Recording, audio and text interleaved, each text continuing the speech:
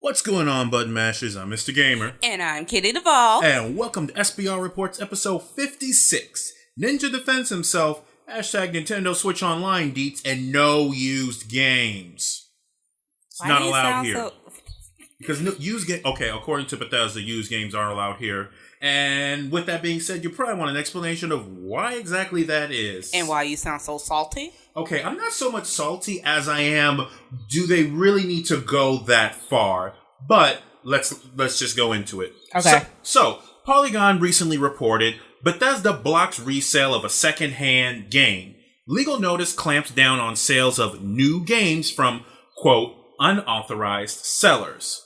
This happens to do with a seller who was trying to sell a copy of The Evil Within 2 as new. Now, he was trying to sell this on Amazon as new. Now, Ms. Duvall, when you think of a new game, how does a new game look to you? Unopened. Okay, so the game, so no one's touched it. It has all its proper plastic all around it and everything. It's pure. Okay, so try to say that without sounding creepy, please. I mean, it's unopened. It hasn't been used. It's in mint condition. I mean, we can go through all the words here, dude. Okay, so basically the idea is that the game has not been opened. That is a new game. Mm-hmm. Okay, so according to Bethesda, that actually is not okay. Now, Hup, the seller on Amazon, received a letter from Bethesda's legal team basically saying that the sale of that specific copy of Evil Within 2 was unauthorized and that he should also remove any other Bethesda-related products that he is trying to sell from the Amazon marketplace for basically an unlawful transaction.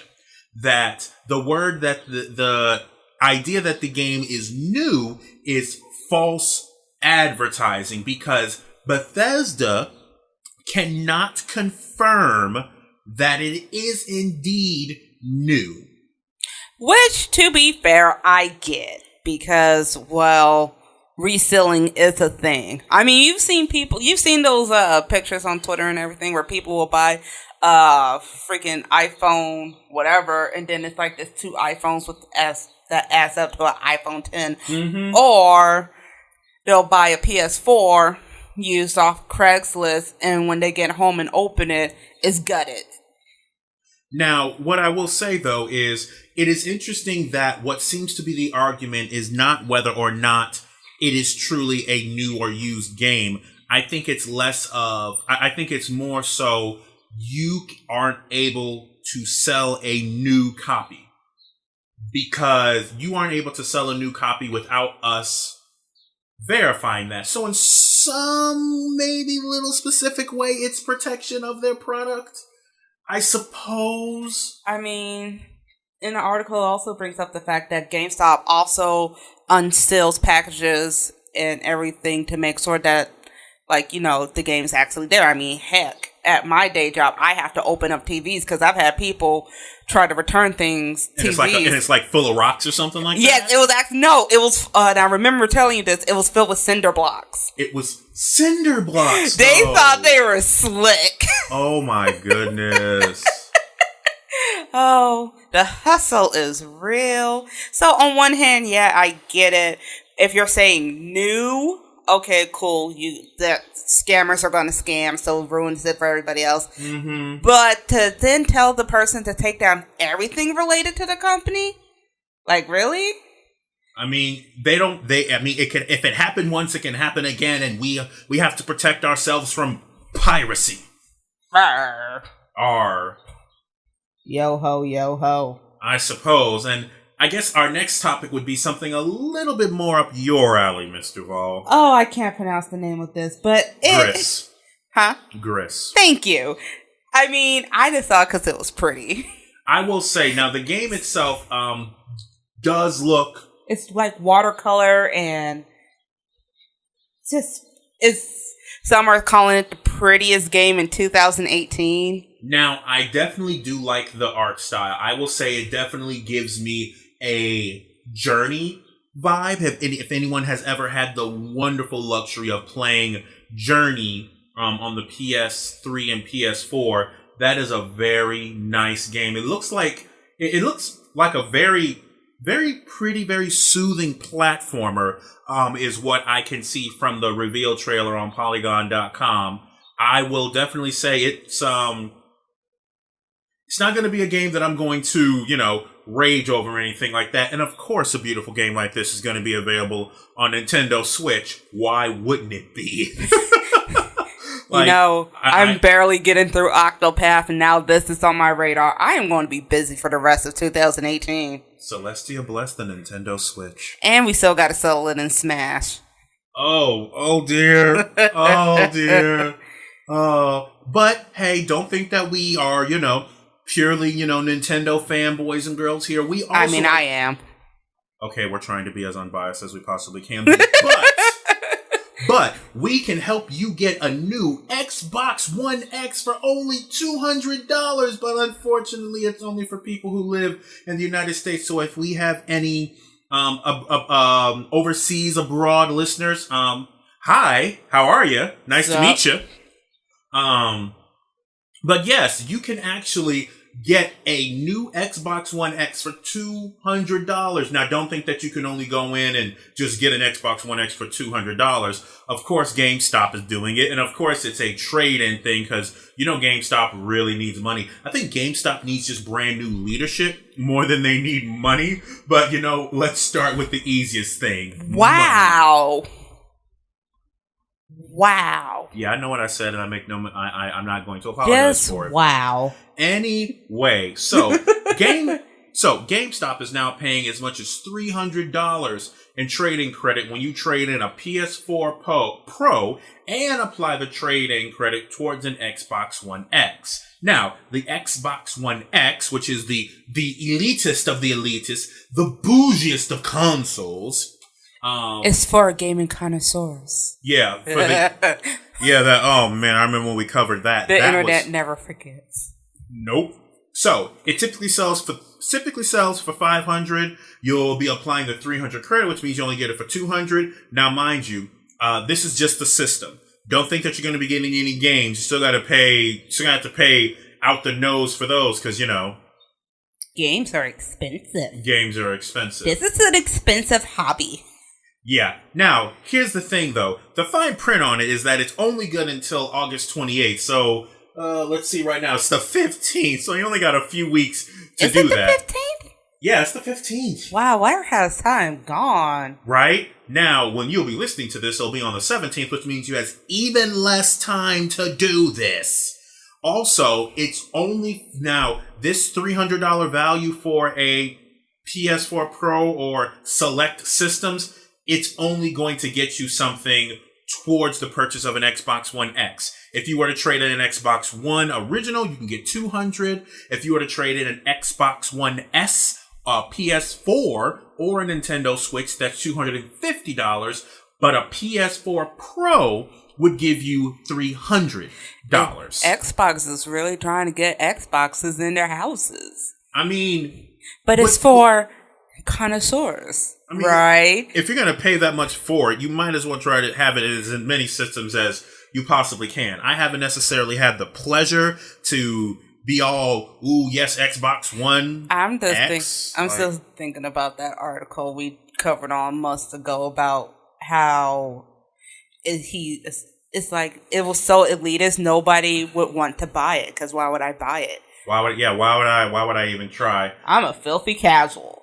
But going on to, something a little bit more up my alley, I am happy to start talking about an indie game that has come across my radar. It is called Proletarian. Ooh, this is cute. It is amazing. I am definitely getting the Fortnite-esque movements, but instead of guns, it's spells. And that's right up your alley. Not only graphically, just from what you can see if you were to go to Imager.com or their website, I'm getting Breath of the Wild vibes from this, and this is fantastic. The explosions of when a rock gets destroyed after hitting the ground, that dust cloud reminds me so much of Breath of the Wild, considering I put 67 hours into that video game, and I'm still not done. But it's okay. This game looks like the more and more I look at the GIF that's just playing over and over again, I'm just getting so much of Fortnite with Magic meets Breath of the Wild. And obviously, would it be lazy to just simply compare this game to other games? I wouldn't necessarily say it's lazy, but until I get the game in my hands, it's the best thing I got. You know, High Kid looks like Breath of the Wild meets Fortnite meets Magic the Gathering. Only I don't see monsters yet. Not yet, but I am definitely... I'm definitely liking this. I almost said a bad word. This person is snow gliding. Yes, ice surfing. Ice surfing. Like, just like the amazing movement mechanics. I will definitely... You've got my vote. You haven't got my money, but you definitely got my vote. But it turns out that there will be a company getting my money coming September 2018. We finally have details about the Nintendo Switch Online Surface. Oh, boys! Now, here we go. Let's start from the beginning. First, from what we know, what games are going to be... Miss Duval, so what games are this service going to be incorporated in? What's games? Yes. Let's see. There's going to be the NES games. Oh, wait, there we go. It's going to be Splatoon 2, obviously. ARMS. Does anybody still play ARMS? I'm pretty sure people still play ARMS. Nintendo still wants us to play ARMS. Mario Kart 8 Deluxe. Of course. Mario Tennis Aces. Of course. And Sushi Striker. Okay, now... The Way of the... What? Sushido. I know, but why? Well, okay, Sushi Striker is a fun game, but you know what isn't on here? What? Fortnite. Oh. No, think about that. That means that you don't need to have a Nintendo Switch service. Oh, that's true. Now... Which I guess would make sense. But that also means that there's a possibility that it could be added. It's just not here.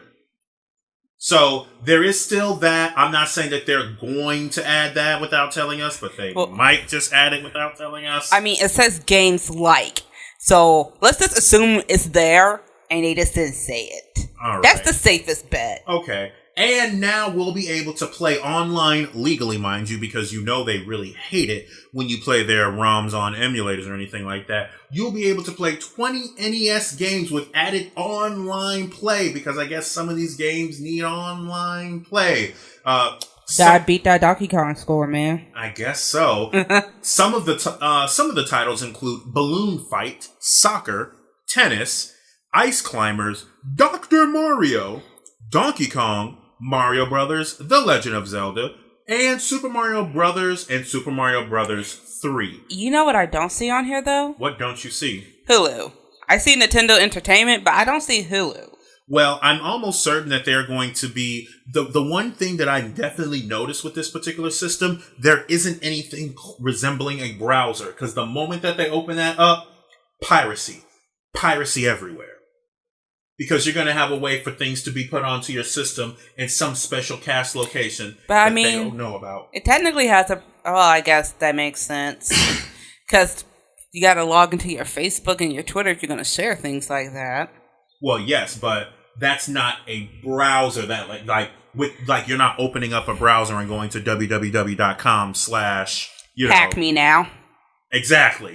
Like, homebrew.eu or something like that. Oh, lordy. Another thing that we get is save data cloud backup, which was something that a lot of people were concerned with in the beginning in the event that something happened with their Switch and, well, where am I going to get my save data? Because if I play Breath of the Wild on this one, I didn't have a way of pulling that save data anywhere. It was just on that system. Well, now with Nintendo Online, now you can do that. Now you have save data cloud backup. We still have to wait for some more details with that. Now, the other interesting little thing is an enhanced online experience with a Nintendo Switch Online app. Now, unfortunately, on their site, the only example they really give is with Splatoon 2. I do occasionally use this, but once again, you have more games that this service can use, but right now you can only really use it for Splatoon 2. To be fair, a lot of people probably brought a Switch because of Splatoon 2. And I can see that becoming a more thing once Smash comes out. Yeah, I do imagine. I'm almost certain that when that happens, we're going to be. But it makes sense then if they wouldn't talk about things like that with later games that it would make sense to use it for until those games are coming out or we're closer to those games coming out. Now, the other thing is still true. The prices that we had before, those don't seem to have changed. An individual membership can be split 3 ways: 1 month, 3 month, or 12 months. 1 month is $3.99 US. I'm sorry, 1 month is $3.99 US. 3 months is $7.99 US. 12 months is $19.99 US. The family membership, which you can hold up to 8 accounts, is only $34.99 US for 12 months. So right now, that technically is the best bet. You can pre-order your membership from Amazon, Best Buy, and GameStop. At least as of this recording, it doesn't seem that you get anything special. Also, they don't seem to be offering the 1 month on GameStop. And right now, I don't see anywhere actually where they're only offering 1 month. You can either get the 3 month for $7.99 or the 12-month membership for $19.99, and that is on all 3 places. So for a lot of people, I'm almost certain that their best bet is still going to be that get as many people you can into that family plan, and someone's just going to be, Nintendo Daddy. That was yeah. I don't like anybody that must share that type of plan with, though. Duly noted. And now we get into our main topic today. So, of course, everyone knows Ninja. If you don't know Ninja, where in Celestia have you been? Enjoying life outside of the gaming community. I didn't know that was possible. I've been here for so long. Recently, during the beginning of the week, Ninja Tyler Blevins made a rash statement that he does not want to stream online with women. This had a lot of people reasonably upset. First of all, it's not what you say, it's how you say it. And obviously he defended himself, or else we wouldn't be having this conversation here. But TLDR, he doesn't want to stream with female, he doesn't want to stream with other women because of the drama that can possibly come to him and his wife. Because of unfortunate clickbait culture, where if he even so much as lock eyes or does anything that could possibly be romantic, he is going to be getting berated with who knows how much for who knows how it's long. Either going to be, oh, you're a bad husband, or, oh, I ship it, get rid of your wife and be with this person I ship you with. Just taking exactly what he said. If I have one conversation with one female streamer while where we're playing with one another, and there's even a hint of flirting, that is going to be taken and be put on every single video and be clickbait forever. The only way to avoid that gossip is to not play with them at all. I mean, you could just not flirt. Now, the idea is that the idea isn't that he is flirting. The idea is that people who are looking have a hint of flirting. I think I think we can both agree with that one. That it's not so much that he's flirting, but that people who are watching the stream with him and this female gamer would consider it to be flirting and then blow it out of proportion like they are typically known to do. Well, yes, when you put it that way, that does make sense. It's just that taking his words the way it was put, which, you already know how I feel. Probably should have thought the way you were going to present this before you said it. It just sounded like, oh, if I brush someone's shoulders or wink at them, hint, flirt. Ugh. So and so because of the drama of that statement, he has further had to clarify himself. And here's a follow-up. While I understand some people have implied my views mean that I have something against playing with women, I want to make clear the issue I'm addressing is online harassment and my attempt to minimize it from our life. Our life meaning him and his wife. It is something that affects all streamers, especially ones that make their relationships public. I wanted to bring attention to this issue, and my comments should not be characterized as anything beyond that. Having just celebrated my 1-year anniversary, my wife and my family will always be the most important thing to me, and I'm doing my best to protect them. So, I believe that statement was clear, though off the mic, Miss Duvall and I have been talking about this because, well, obviously we are two different people. And this is a touchy subject because, unfortunately, with the way that this was presented, Ninja is in a lose-lose situation. There really isn't a net positive for him from this. He just, one way or another, he just maybe takes less grief, but he's not going to get away grief-free. I think that's fair to say. Yeah. And also, it really seems as if he is doing more harm than good, and I believe that this is more so on Mr. Duvall's side, by his first statement. Is that correct? Yeah, and actually, I just saw the tweet on here on the article by Samantha Ray, and she actually puts it in a better way than I can right now because I have personal issues with this. And is, while I understand Ninja's reason and respect his decision, I do have to say I don't necessarily agree with it. Twitch is already a rough place for women, with us often being expected to prove ourselves as real gamers. I feel like, and that was in quotation marks, I feel like excluding women from your streams because of the way other people view it in a way reinforces that mindset. Well, I'm sure that's not Ninja's intention, and he said it wasn't, so right. we can nip that. Yeah, we can nip that in the bud. He wasn't trying to. The thought of someone, not even necessarily a top streamer, not wanting to collaborate with me as a creator because of my gender feels demeaning. And that is the feeling I was getting, and I could not put it to words earlier.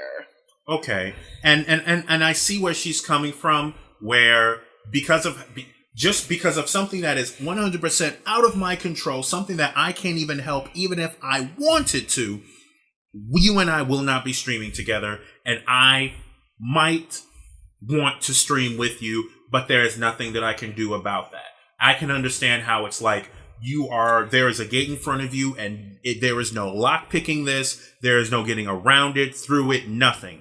And it's because of something that is 100% out of your control. It's like, yes, I get it. I respect your boundaries, but that mindset seems to be closing a lot of doors for people.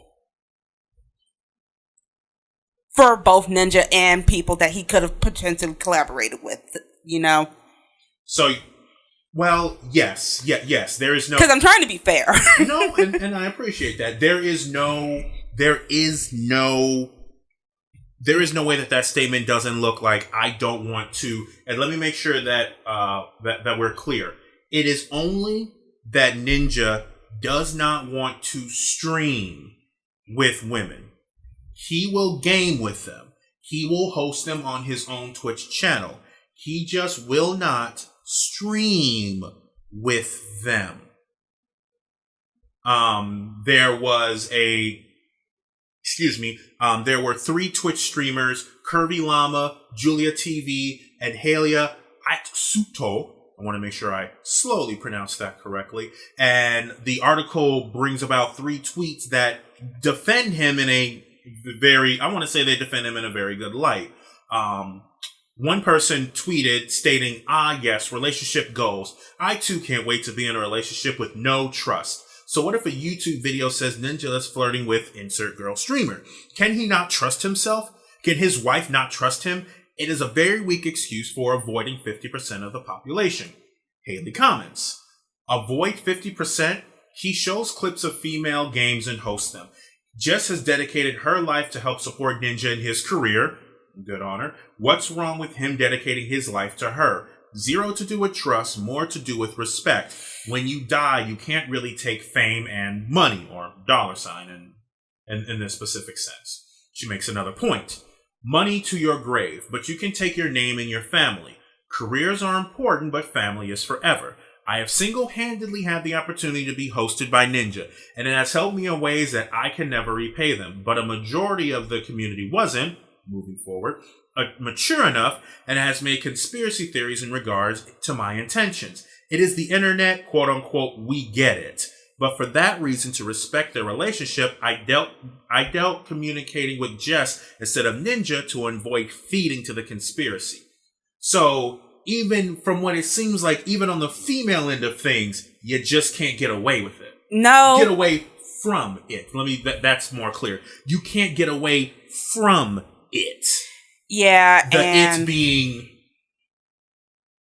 we're going to make up something. We're going to make up something because you are the biggest and the brightest star, and the biggest and the brightest star always has the best falls. And I'm going to try and put this in a way I can make sense. It just upsets me and makes me wonder how far one will have to go to protect their family from this culture mindset that men and women cannot be in the same room together without the hint of, oh, they're banging or something like that. And I say this as somebody who has been affected by this because it sucks. Yeah, I mean, there have been I think this is safe to say, Ms. Duvall, there have been people who have thought that Ms. Duvall and I are a thing. Basically that we're boning. I had someone call me a homewrecker at one point. That was hilarious. I'm glad you thought it was hilarious. I mean, I gotta roll with the punches, man. And unfortunately, though I wish I had a quarter of his audience, similar to Ninja, kind of have to deal with that. Is something happening? No. But will people think whatever it is that they want to think because they can think it? Yeah. It doesn't make it good. Yeah, and like I said, his intentions are good. I understand, but his delivery to begin with was bad. Yeah. That was bad. That was a foot in mouth type of moment. I'm not going to argue with that one. That was not the best way to present that. I'm not sure there was a good way to present that. Especially after his other issue. Yes, but he's grown from that, and we're moving on, right? Yeah, then you know how the internet is. I know. I know how Ligma. Enough said. Ligma. And unfortunately, there really isn't a right or wrong thing. I think it's how people view how one is supposed to respect relationships, especially when they're, heterosexual centric. And I guess that's what's just bugging me about this. It's like people view relationships differently. Yeah, they do. And unfortunately, by doing this, it kind of caters to that certain viewpoint, if that makes sense. No, that definitely makes sense. It just bugs me so much because, one, it's damned if he does, damned if he doesn't. Oh yeah, that, and that's just it. Just figure out where you can take the less hits. But that's it. But it's also just it feels so limiting. Because how do you get away from it? How do you break out of that mold? Especially for those who, as you had mentioned, perhaps are female streamers that want to stream with Ninja, and now they just can't for reasons out of their control. Yeah, and like Samantha Ray has said, it does feel demeaning. It feels like a kick in the nuts. Figuratively speaking, or a punch to the gut. It takes the wind out of you if this is your passion, and someone says, "I can't do this with you because you own a uterus." And okay, I think there needs to be some additions to that statement. Because, but I understand. But no, I do understand where you were specifically coming from. Mm-hmm. It's just it is an unfortunate circumstance that perhaps we can perhaps we can move on and move forward with, and I mean, it's the internet. Everybody's going to forget in a week. Let's be real. Okay, there's some things that I wish the internet would forget, but we're not there yet. But let me know what you guys think on whatever platform you're listening to this on, whether it be Google, my site, YouTube, Stitcher, shameless plugs, like all the shameless plugs, every single one. And with that being said, this is Mr. Gamer, and this is Kitty Duvall signing off.